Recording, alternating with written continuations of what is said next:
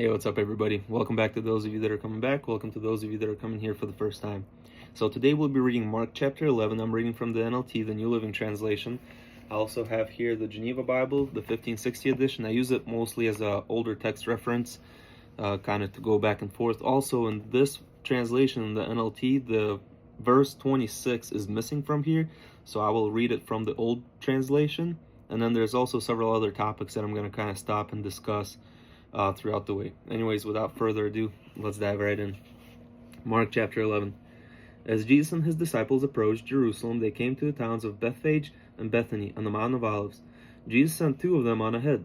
Go into the village over there, he told them, and as soon as you enter it, you will see a colt tied there that has never been ridden. Untie it and bring it here. If anyone asks what you're doing, just say, the Lord needs it, and he will return it soon. The two disciples left and found the colt standing in the street, tied outside a house. As they were untying it, some bystanders demanded, "What are you doing, untying that colt?" They said what Jesus told them to say, and they were permitted to take it. Then they brought the colt to Jesus and threw their garments over it, and he sat on it. Many in the crowd spread their coats on the road ahead of Jesus, and others cut leafy branches in the fields and spread them along the way. He was in the center of the procession, and the crowds all around him were shouting, "Praise God, bless the one who comes in the name of the Lord. Bless the kingdom of our ancestor David. Praise God in the highest heaven." All right, so a couple of things there. First of all, this was to also fulfill a prophecy from in the Old Testament, which we will be reading later on. Another thing, they also didn't have like a red carpet rollout, kind of like how you have for celebrities here.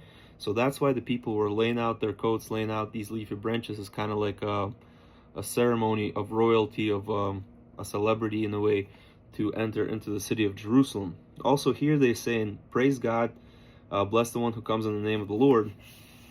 In the older translation, it says, "And they went before, and they that followed cried, saying, Hosanna, blessed be he cometh in the name of the Lord. Blessed be the kingdom that cometh in the name of the Lord of our father David. Hosanna, O thou which art in the highest heaven." All right, so the word Hosanna here.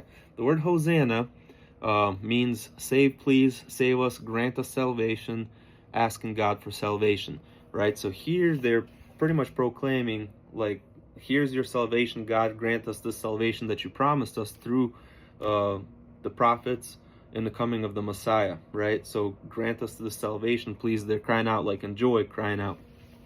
I want to touch on that. Let's continue.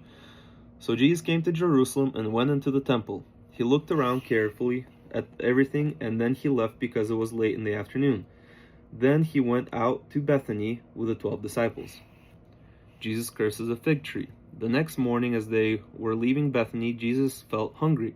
He noticed a fig tree a little way off that was in full leaf. So he went over to see if he could find any figs on it. But there were only leaves because it was too early in the season for fruit. Then Jesus said to the tree, "May no one ever eat your fruit again." And the disciples heard him say it. Jesus clears the temple. When they arrived back in Jerusalem, Jesus entered the temple and began to drive out the merchants and their customers. He knocked over the tables of the money changers and the stalls those selling doves, and he stopped everyone from bringing in merchandise. He taught them, "The scripture declare, my temple will be called a place of prayer for all nations, but you have turned it into a den of thieves." And I will kind of touch up on that here in a second. When the leading priests and the teachers of religious law heard what Jesus had done, they began planning how to kill him. But they were afraid of him because the people were so enthusiastic about Jesus' teaching. That evening, Jesus and the disciples left the city. The next morning, as they passed by the fig tree he had cursed, the disciples noticed that it was withered from the root. Peter remembered what Jesus had said to the tree in the previous day and exclaimed, "Look, teacher, the fig tree you cursed has withered." Then Jesus said to his disciples, "Have faith in God. I assure you that you can say this to the mountain, 'May God lift you up and throw you into the sea,' and your command will be obeyed. All that's required is that you really believe and do not doubt in your heart. Listen to me. You can pray for anything, and if you believe, you will have it. But when you're praying, first forgive anyone you're holding a grudge against, so that your Father in heaven will forgive you your sins too." All right, so that was verse 25. I'm going to read verse 26 real quick from the older translation. So continuing, right? Forgive your sins too. Father in heaven will forgive your sins too. Verse 26. For if you will not forgive, your Father which is in heaven will not pardon your trespasses. Your trespasses. They left that part out, right? So if you don't forgive, your Father in heaven will not forgive you. And I think the reason, I don't know the reason exactly why, but from my understanding, they probably left it out because it's kind of almost repeating the same as the verse 25, which says, but when you're praying, first forgive anyone who's holding a grudge, who you are holding a grudge against, right? So forgive anybody for their sins that have sinned against you, so that your Father in heaven will forgive your sins too. All right. First of all, about the temple, there's gonna be a picture here. As you can see in the very center of the structure here, that's gonna be called the Holy of Holies, right? That is the location of where the God himself, God's Spirit, resided. And the priests were only allowed to go there on once a year on occasion to, speak and sacrifice to God. On the outside, that's the holy place, right? That's where the priests could conduct their business and things of that nature. The next area outside of that is going to be where the Jewish men were allowed to gather together and watch as the sacrifices are being made, or getting everything prepared, right? The animal getting slaughtered and things of that nature. Outside of that, you can see that was the women's court. The women's court is where the Jewish women could go into. And also they had throughout different corners where you could like donate money and things of that to the temple. The outside of that, which is like that big portion around the temple, that was supposed to be for the Gentiles. The Gentiles are people that are not Jewish, right? So that's where people from all different nations could come and they could pray and worship God there. That's where all the stalls and everything, the money exchangers, were set up. The reason for that is for one, the temple, from what I've learned, the temple used their own currency, right? So in order for you to donate that money, you had to exchange your money in order to get the temple currency to donate. Also, if you're a Gentile and you're coming from a different location, somewhere far away, to offer the sacrifice and to pray to God, to worship him, right, you would have a very long distance to travel. That is why they had the stands set up in there in order to sell. Usually they not obviously, but they would usually upcharge like way too much for that. Also, whenever you did the money exchange, they would upcharge that as well, right? So that place was supposed to be meant for worship, not for like all the exchanges and stuff. So when Jesus came in, that's why he was so angry, is because in a place where everybody else, all the other nations, all the Gentiles were supposed to worship, that's where they kind of took advantage of people coming to the temple to worship, right? That's why he said that, but you have turned it into a den of thieves, right? So my temple will be called a place of prayer for all nations, for all the Gentiles and everybody else, but you have turned it into a den of thieves. So they were using it as for profit. That's why he got so upset. All